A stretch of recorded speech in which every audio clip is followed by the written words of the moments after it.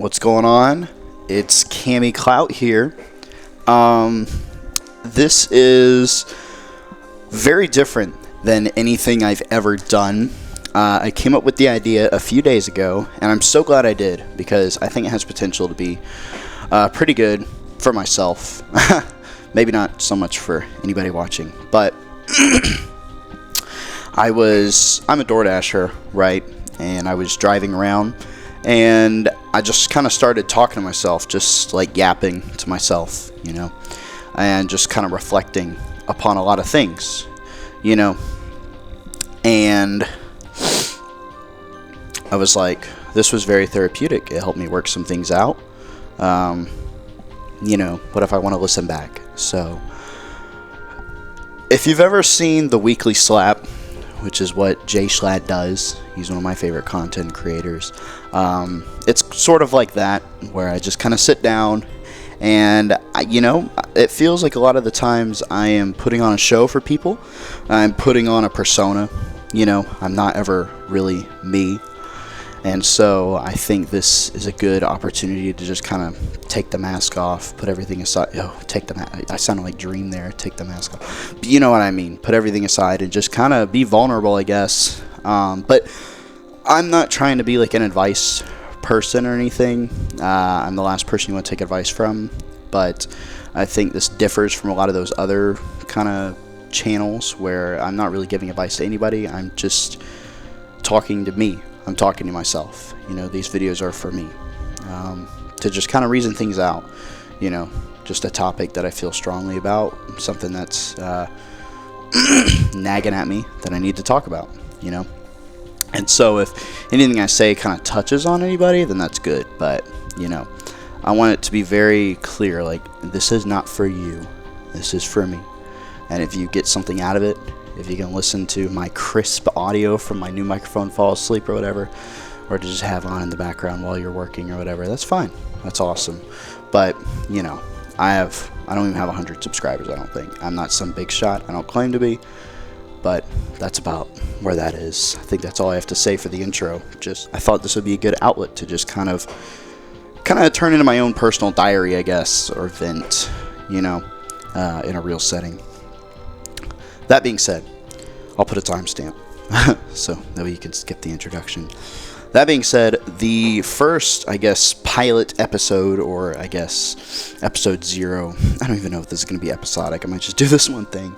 The first thing I want to talk about, though, for myself, something that I've been thinking about a lot, is I have noticed that I, for some reason, have this tendency or this urge to want to be the center of attention, and I think it's one of my greatest flaws, and I've just been trying to reason that out and digest it a little bit, deconstruct it, and ultimately work on being better about that, right?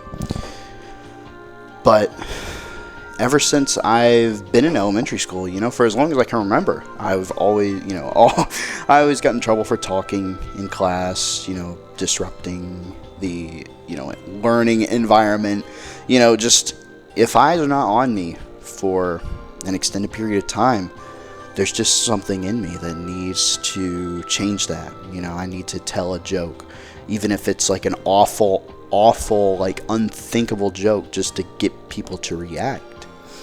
And that's not healthy, I don't think. So why do I have this tendency? I don't know. Why is that a part of me? I think if we get down to the meat and potatoes, I think it boils down to pride, right? It's a pride issue.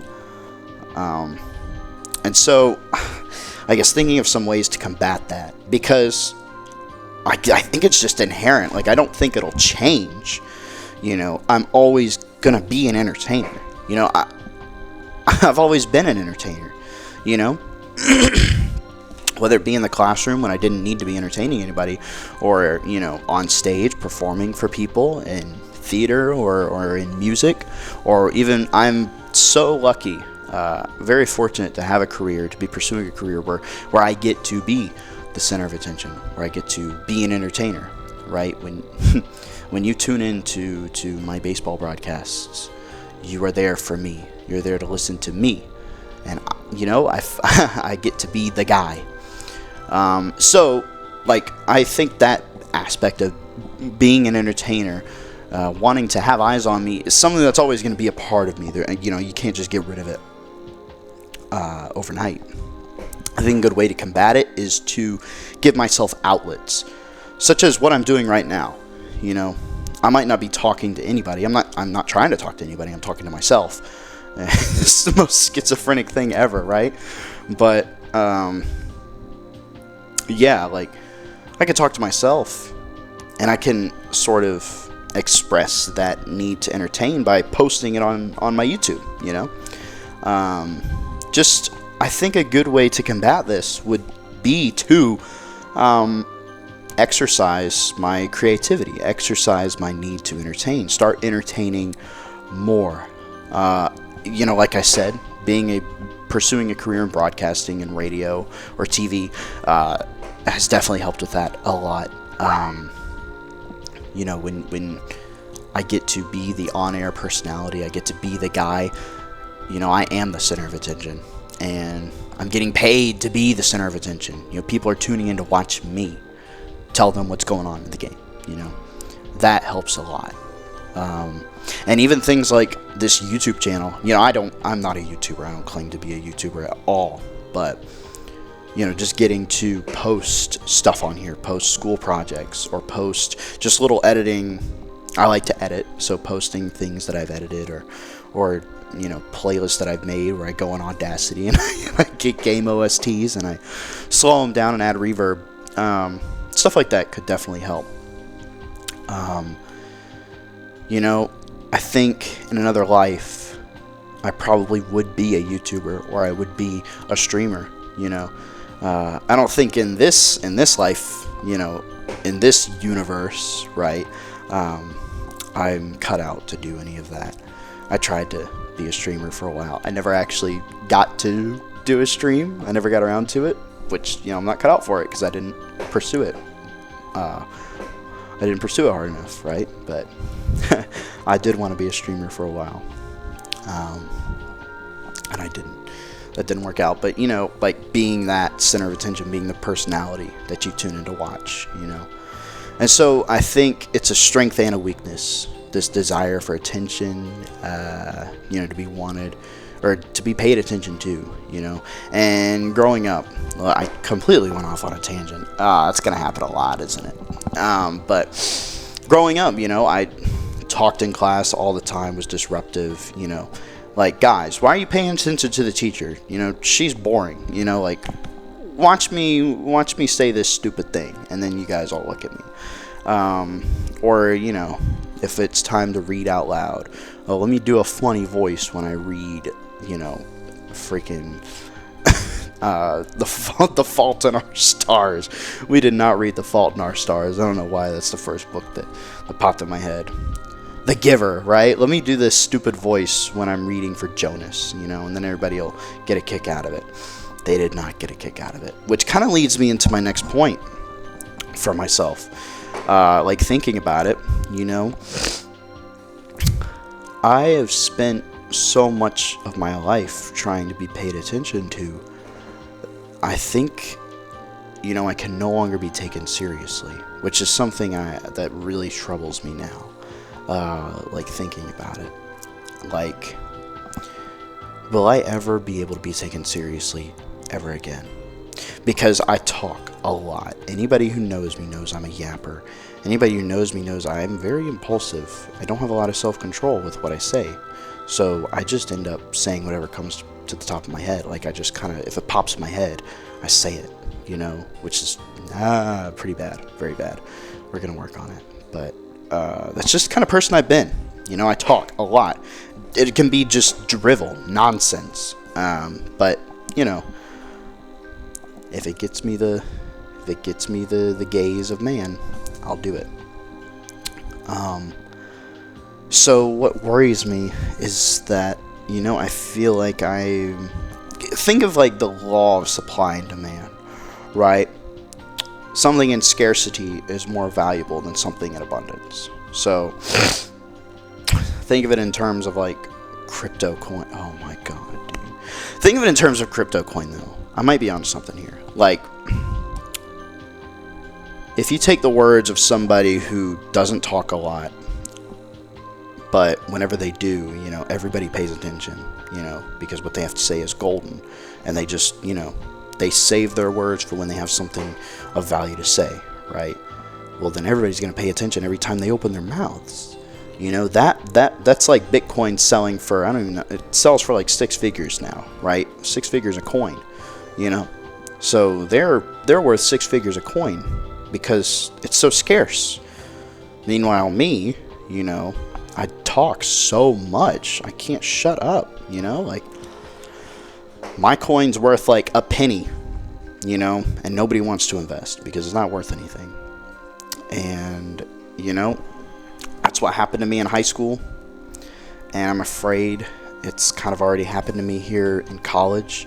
I'm really I'm really worried that it's too late, that I might have to wait until the next chapter of my life to finally be somebody of value, because I'm a high value individual. I know my worth. Like right now, I think what I'm saying right now has been the most valuable stuff I've ever said in the past year, just because it's real and it's genuine, and I'm not just talking for the sake of talking. I guess I am, but it's different. Like it's not just nonsense to get people to hear my voice. But I worry about it. And this didn't even click for me until I was, I think, a junior in high school. I went to a private Christian school, and both my parents taught there, so my parents are my teachers. And I will never forget it. This day changed me forever. I think I was a junior. I was either a junior or a senior. Anyways, way too old for this crap. And I was just me, disruptive, talking all the time, trying to be the center of attention. I was in my dad's class, and there's one day after school, he pulls me aside. I think we were at home or something, because I was able to drive myself by this point, but he pulls me aside and he says, "Cam, we need to talk." And I was like, "Okay." And he was like, "Listen, you are a Probst." And I was like, "Yeah." And he was like, "And I'm a Probst, and you make me embarrassed to share the same last name as you." And I couldn't even process what I was hearing. I was like, "What?" He says, "Cam, when you cut up in class, and I'm your father, and all the other kids sit there and roll their eyes whenever you cut up and don't take anything seriously, and you just babble on and on and on, I'm embarrassed. I'm embarrassed to be your father there." And I couldn't even believe it. That my own father would tell me this. I couldn't even believe it. And it changed my life forever, because that's the first time I ever became self-aware. I guess it was the kick in the pants I needed to become self-aware of, oh man, he's kind of right. I finally realized, not all attention is good attention. This is bad attention.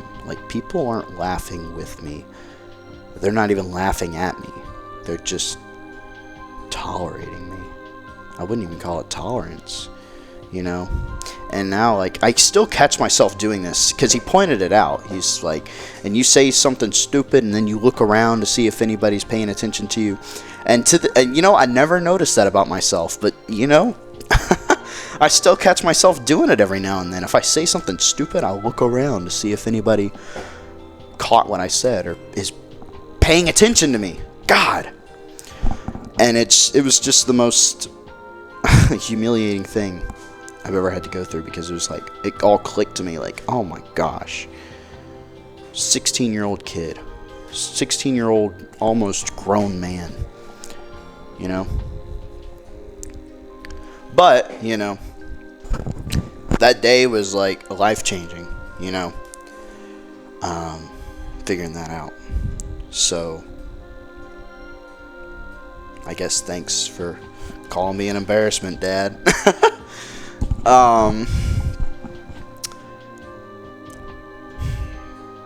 But you know, that's my biggest struggle right now. To touch back on that point, I worry that I've already said too much, you know, and I'm about to go into my senior year of college, and it's like, well, I could start fresh now, but you know, for all the people who matter, I've already used up all my words, you know, and that's kind of, I guess, not depressing, but it's kind of bleak, you know, because I know my worth. Like, I'm a high value individual when I show the real me.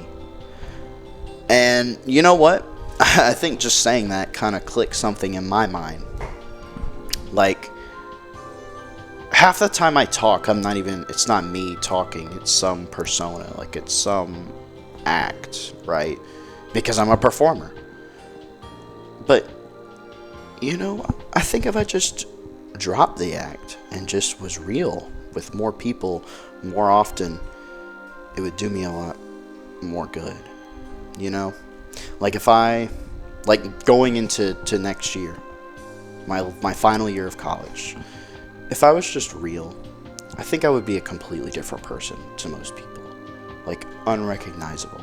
I think if anybody who knows me now even stumbled across this video, they'd be like, who is talking right now?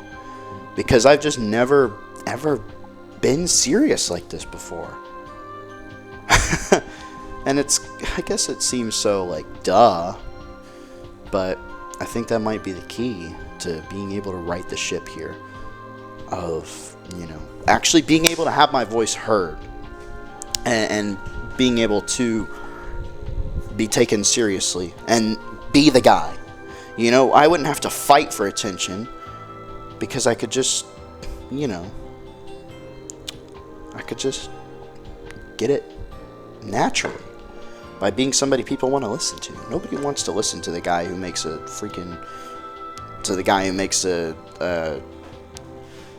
tasteless dark humor joke every 10 seconds like I do, just because pushing the envelope is what gets clicks, but it makes you look like a jerk.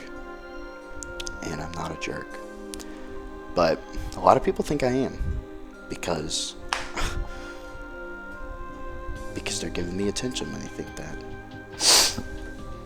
So now the bright side of the story is I have definitely chilled out.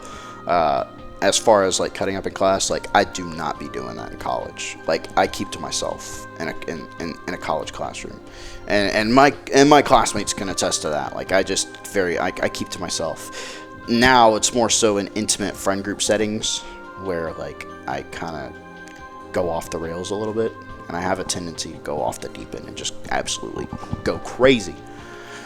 So I think going forward, like my goal here is to be more real and more, I guess, open, right? Like I've always been very selective with who I allow myself to be open with.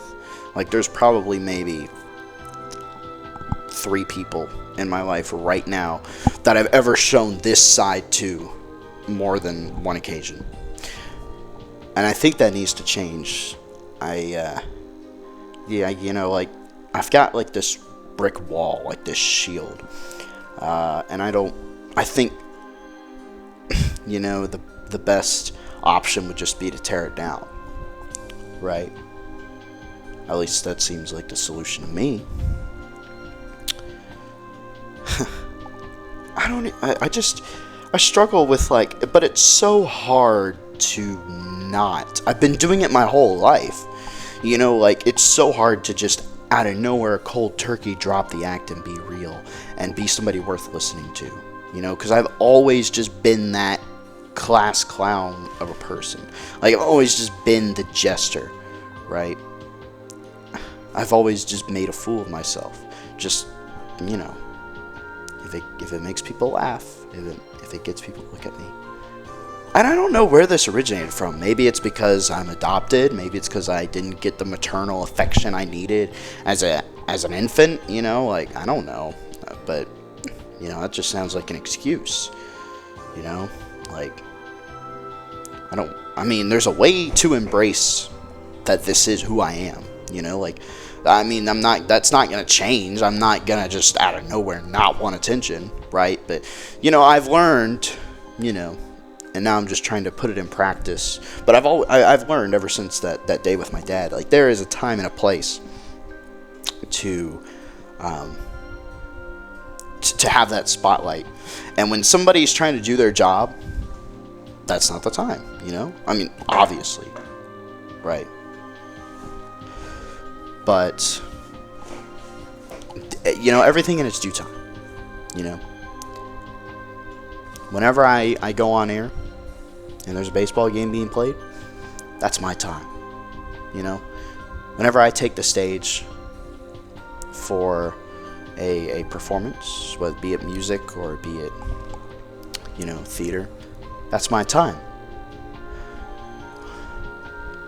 But in an intimate friend group setting where it's like all of us together, that's not my time. That's our time for all of us to shine. You know, I don't always have to be the front man. And I think that kind of goes down to the pride part of things. You know, like, Cameron, it ain't about you. Some things are, but a lot of things aren't. And you try to make everything about you. And, you know, I get better with this every day. And I'll tip my cap to myself. You know, I can feel the improvement every day. But as far as just, you know, sitting down with myself and really digging deep into why, I think this is more beneficial than anything I've ever tried to do in the past. Just actually confronting myself about it. And, you know, just being like, what are you doing, man? Lock in, you know. So, I guess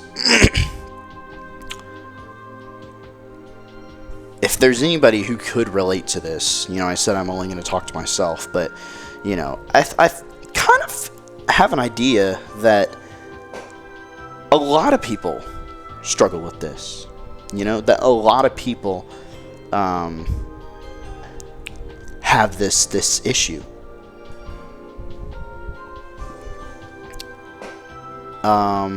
I think it's more common than you think.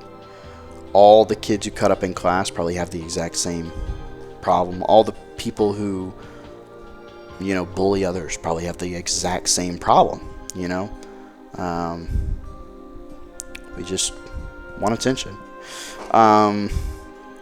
So I guess if there's anybody who might be listening to this and they're like, hey, I relate to that, I guess I'd tell you what I'm telling myself. Make time for you to be the center of attention, because you need it. You know, we need it. But everything has its time, and that time is not all the time. Find time to just talk to yourself. Record little videos where you just talk to yourself about stuff. Maybe go into a field where you can have that spotlight. Maybe pursue a career in theater. Maybe pursue a career in music. Maybe, you know, put out an album. Go sing. Have people listen to you.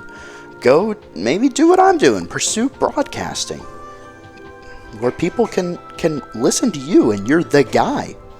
But you're not going to be the guy all the time, right? And that's really hard to come to grips with. You know, like, a lot of people just don't care, and that's okay.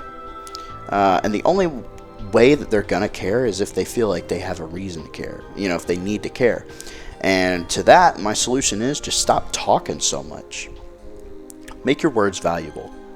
You know, be like what Nintendo did in 2020. In 2021, when they released Super Mario 3D All-Stars and then discontinued it after like a month, you know? Artificial value. Artificial demand, that's what it is. Create artificial demand with your words, and you will get all the attention you've ever wanted. But patience, my friend. Don't just talk for the sake of talking. And this is me talking to myself too, like absolutely. Don't just talk for the sake of talking, because, I mean, look where it got me. You know, nobody could stand me the end of senior year. And, you know, I kind of graduated an outcast, where I was once kind of like I was kind of a superstar. I don't mean to be like a Pizza in high school kind of guy, but there was a time where I was the guy. And I took it and I ran with it, and I kind of drove my name into the ground. And I just kind of became, you know how that guy who said who did the "let him cook now." I said, "Let him cook." That guy, and then he kind of went on Instagram and then just like milked it and milked it and milked it and was like, "Oh, well, these guys get to be famous, but I said let him cook and I'm canceled now, or I'm left in 2024. All right." Like, you know, he just would not shut up, and now nobody cares about him anymore. Like, yeah. Or, you know, actually, that's a really good example. Like, all of these internet, I don't want to call them celebrities. Like, Haley Welch is not a celebrity. All these internet celebs, you know, like Haley Welch, you know, talked about spitting on a penis one time, and then she just tried to make herself the next big thing for that. And now nobody remembers her, because she just got too carried away. You know, nobody cares about Hawk Tuah when you talk about it 24/7 and you make a podcast about it. Hey, at least you got to make some money. But now nobody even remembers her. You know, she came back after that rug pull incident almost nearly a year ago, and dude, it's been like 4 days and the video has 20,000 views. Like, what a fall off. So, you know, learn from the past. Learn from people who aren't you too. And I hope to God some of you guys are not in the same situation I am. Like, there's still time to right the ship. Make yourself valuable, and you'll get all the attention you've ever wanted.